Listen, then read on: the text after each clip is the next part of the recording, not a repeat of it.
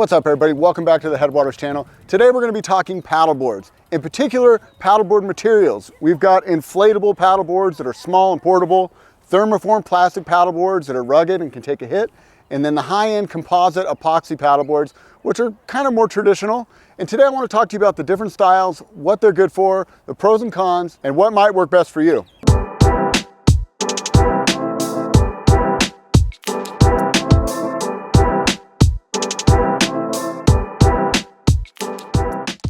So the first thing we're going to talk about is inflatable paddle boards. You see I'm sitting on this one on purpose because a lot of people have the misconceived notion that an inflatable is going to feel real noodly and real flexy.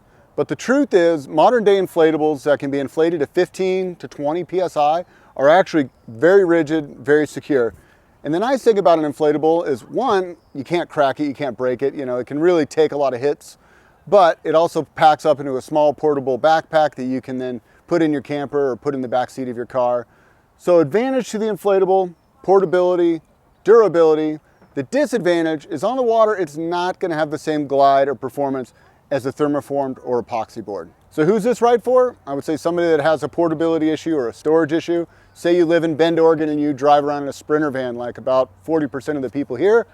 Great, you're probably going to have an inflatable paddleboard so you have quick access to the water wherever you go. So the other thing to note about inflatables is typically they're going to be a little bit cheaper than a thermoformed or epoxy board. In this particular lineup, this is the least expensive, coming in at $899, whereas the thermoform started about $1,099 to $1,200, and then the composite started at $1,100 and move up from there. So why then would somebody go for a thermoform board?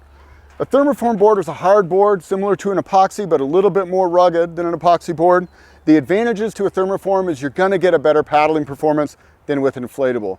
The harder board is going to cut through the water, it's going to glide through the water, and it's going to provide an overall better feel than the inflatable.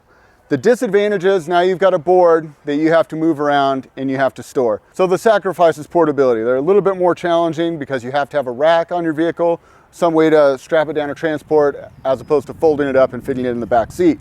But if you're about paddling, then the performance is where it's at. I would definitely prefer to deal with taking this on and off of a rack and have the better performance as opposed to an inflatable. So the hard boards are really for somebody that enjoys paddling, wants to get the most out of the sport, and the thermoform in particular is for somebody that isn't as worried about weight. They're willing to take a little bit of a weight hit for the durability and longevity of it. So thermoform boards are made very similar to an epoxy board. They start off with a foam plug, then it's wrapped in a layer of fiberglass, and then it's almost like a shell that comes down. Two thermoform sheets of plastic get pressed together, and that gives you a hard, rugged outer shell that has great glide, great glance and blow impact strength, and a beautiful finish. It looks just glossy and nice.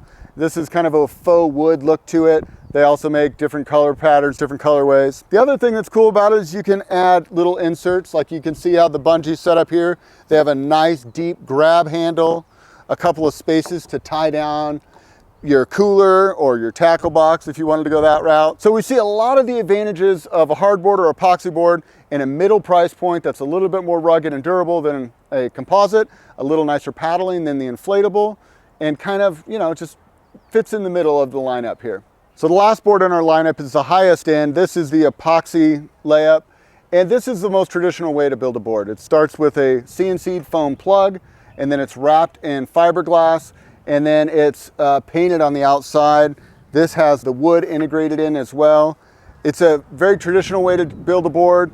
It's a beautiful, lightweight. The only downside to the composites is it's a little bit more fragile. This is my personal board, and when I don't have it on the water, it lives in a board bag that's like a padded cover, so I don't ding it up, bang it up. Most of the damage that happens to an epoxy composite board is storage, transport. If you can keep it covered, these boards actually will last a long time because they're repairable. If you get a ding, if you get a chip, it's easy to repair. You just add fiberglass to it, you can sand it down, re-fiberglass it, repaint it, and keep it looking new. The overall performance of this is the stiffest, the lightest. You're gonna get the best glide, and let's be honest, they're by far the best looking. This is my baby right here, isn't it beautiful?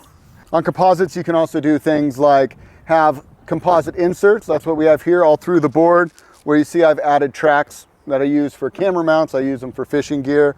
I actually have a little portage yoke that fits right here if I'm doing multi-days and I want to put this over my head. So that's what all the track systems are for. You also have tie down points throughout the board where you can add a cooler or a crate. And there's lots of different styles of composite boards. Obviously this is more of a touring shape, but they make planing shapes. You can basically get whatever kind of paddleboard you want in any one of these layups. So with that, who is this board right for?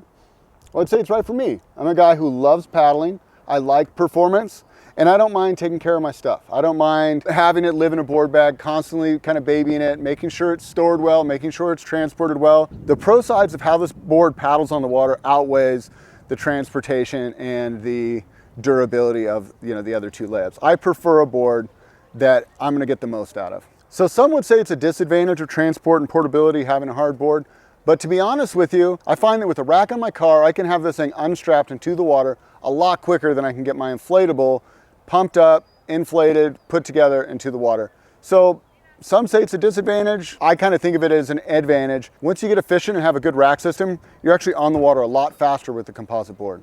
If I'm going paddling for myself, chances are this is the board I'm going to be on. But that's not to say I don't appreciate these other boards. I use the inflatable all the time when it's a thing of portability, when the paddling's a secondary thing. Like maybe I'm going camping with my family and we have the camper, but we only have room for a couple of inflatables. I'll still bring them and we'll have a great time paddling around as a family. If I'm gonna let some friends come by and borrow a board, I'm probably gonna let them paddle the Thermoform board. So if you're the kind of person that's gonna be out on the water, have a board on the beach, have a bunch of different people jumping on and off it, an inflatable, a Thermoform is probably a better tool for that job. But if you're the kind of person that loves paddling and wants to get the most out of your experience, definitely recommend spending a few bucks more and getting an epoxy board and just babying it, having a plan of how you're going to store it and how you're going to transport it. So you notice those two people just paddling by us is a perfect example of what we were just talking about. The gentleman was on a 14-foot race touring board with a displacement hole, and you can see how little he's working to get that board flying across the water. And then his friend right behind him is on like an 11-foot more whitewater oriented board, river board with more rocker to it. And she's just working so much harder to barely get that board to make any progress against the current. So that's a perfect example of what we were just talking about, kind of explained in two kind of drastic examples. So thank you guys so much for watching. I hope that was insightful. If nothing else, hopefully you found it entertaining. Until next time, this is Dan wishing you happy paddling. We'll see you on the next one.